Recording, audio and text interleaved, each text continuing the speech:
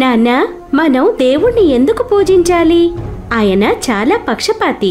కొందరికి బోలెడు డబ్బులిస్తే కొందరికి చాలా తక్కువ. ఇలాంటి భేదభావాలు చూపించే వాళ్ళని మనమెందుకు తలుచుకోవాలి?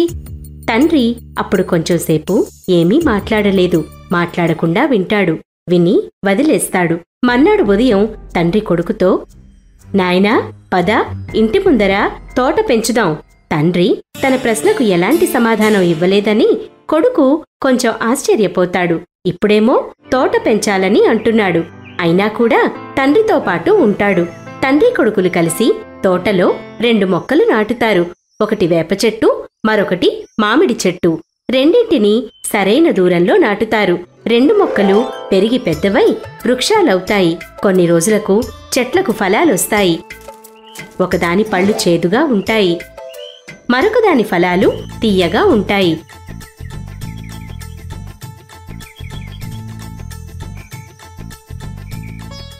చూడు బాబూ, 2 చెట్లు ఒకే నేల మీద ఒకే సమయంలో నాటాం. రెండిటికి ఎండ, నీళ్లు, మట్టి సమానంగా అందాయి.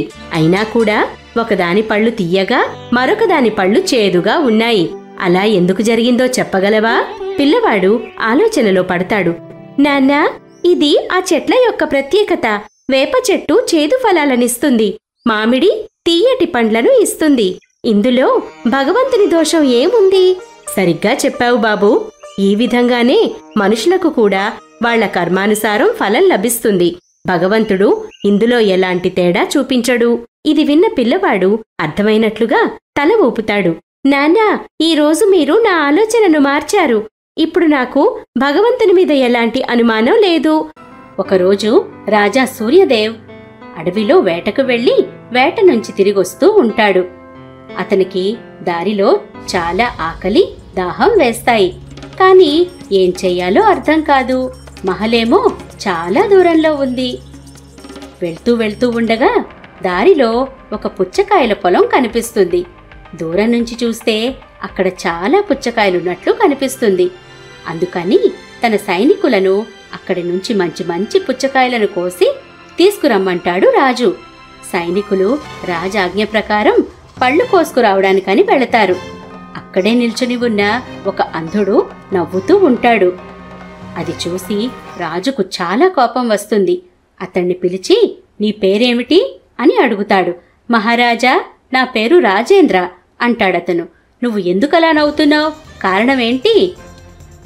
క్షమించండి మహారాజా, మీరు సైనికుల్ని పుచ్చకాయలు కోసి తెమ్మన్నారు కదా, కాని అక్కడ పుచ్చకాయలు లేవు అంటాడు. నువ్వు అంధుడివి, నువ్వెలా అది చెప్పగలవు? నాకక్కడ బోలెడన్ని పళ్ళు కనిపిస్తున్నాయి అంటాడు రాజు. మహారాజా, ప్రతి విషయానికి కళ్ళే అవసరం లేదు. నిజం చెప్పాలంటే పుచ్చకాయల కాలం అయిపోయింది. మంచివాటన్నిటినీ కోసేశారు.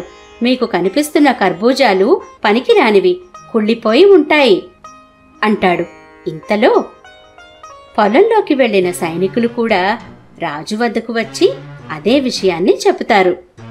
రాజు, ఈ రాజేంద్ర చాలా తెలివైన వాడిలా ఉన్నాడే అని అనుకుంటాడు. అప్పుడు రాజేంద్ర, నీకు ఇబ్బంది లేకపోతే నువ్వు నా మహలుకు దగ్గరగా ఉండు. నువ్వుండటానికి అన్ని ఏర్పాట్లు చేస్తాను. నీకు తిండికి కూడా సహాయం చేస్తాను అంటాడు రాజు. రాజేంద్ర, సరే మహారాజా, అలాగే వచ్చి ఉంటాను అంటాడు. రాజు, ఈ రాజేంద్ర నాకు దగ్గరగా ఉంటే సమస్యలు తీర్చడంలో నాకు సహాయంగా ఉంటాడు అనుకుంటాడు. మహలుకు దగ్గరగా అతని కోసం ఒక గుడిసె వేయిస్తాడు. ప్రతి పూట భోజనం పంపిస్తుంటాడు. ఈ విధంగా రాజేంద్రకు హాయిగా గడిచిపోతుంటాయి రోజులు. ఒకరోజు రాజదర్బారుకు ఒక నగల వ్యాపారి వస్తాడు. తనతో పాటు కొన్ని నగలు, వజ్రాలు తీసుకొస్తాడు. మంత్రులు వారికి తెలిసినంత మేరకు రాజును నగలు కొనమని సలహా ఇస్తారు. అక్కడ నగలు, వజ్రాల గురించి పెద్దగా తెలిసిన వాళ్ళు లేరని వ్యాపారికి అర్థమవుతుంది. అందుకే ఒక చేతిలో అసలైన వజ్రం, రెండవ చేతిలో నకిలీ వజ్రం పట్టుకొని, ఈ రెండిటిలో ఒకటి అసలైనది, మరొకటి నకిలీది. నిజమైన దాని ఖరీదు 1,00,000 రూపాయలు, మరొకటి గాజు ముక్క. ఇక్కడెవరైనా నిజమైన దాన్ని కనుక్కుంటే అది వారిదే. కాని నకిలీదాని నిజమైనదని చెప్తే మాత్రం నిజమైన దాని విలువ నాకు ఇవ్వాలి. ఇది విని అందరూ ఒకరి మొహాలొకరు చూసుకుంటారు. ఎవరికీ అది సులువు కాదు. అప్పుడు రాజు రాజేంద్రను పిలిపించాలనుకుంటాడు.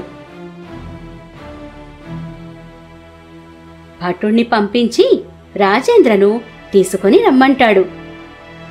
కొంచెంసేపటికి రాజేంద్ర దర్బారుకు వస్తాడు. మహారాజ్కి జై హో!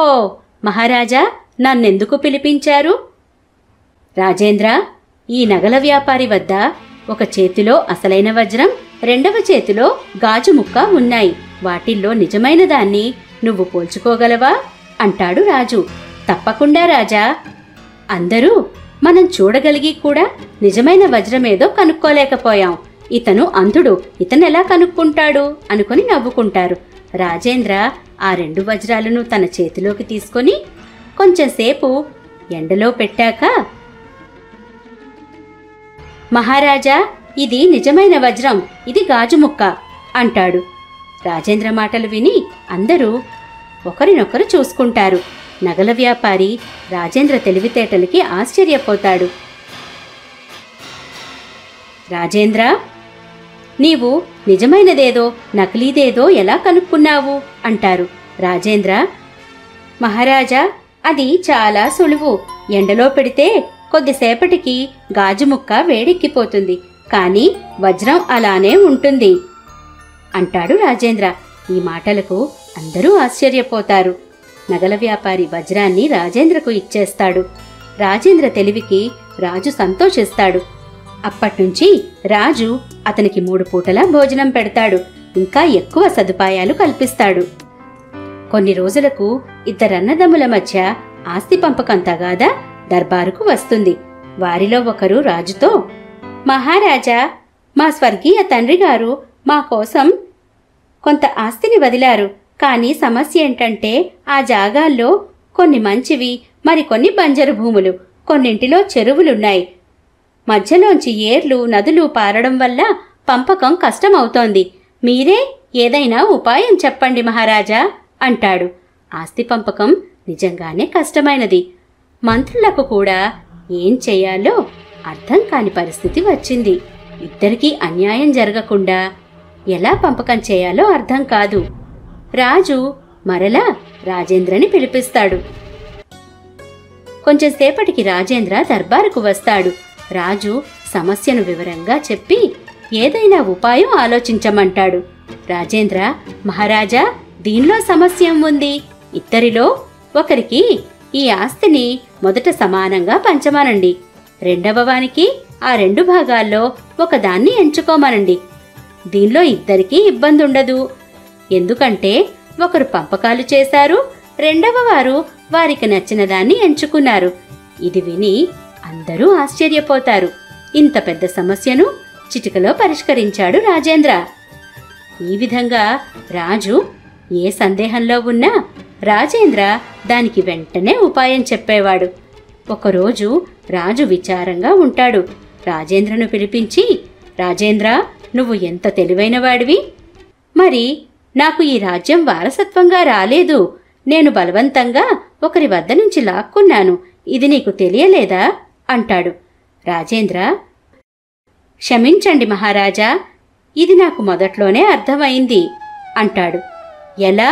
ఏ రాజైనా నాలాంటి తెలివైన సలహాదారుణ్ణి ఏ రక్షణ లేకుండా మహలు బయట ఉంచుతాడా? అతను రాజకుటుంబం వాడెలా అవుతాడు అంటాడు రాజేంద్ర. రాజు ఈ మాట విని చాలా సిగ్గుపడతాడు.